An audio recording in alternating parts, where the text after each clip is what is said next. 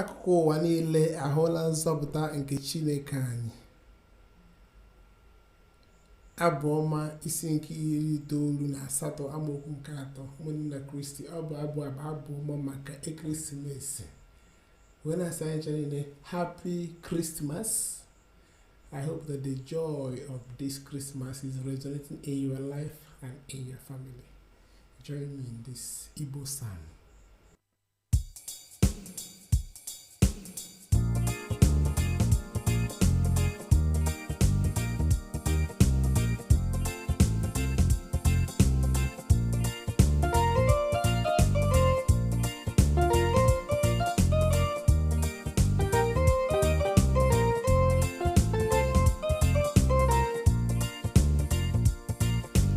Akụkụ ụwa niile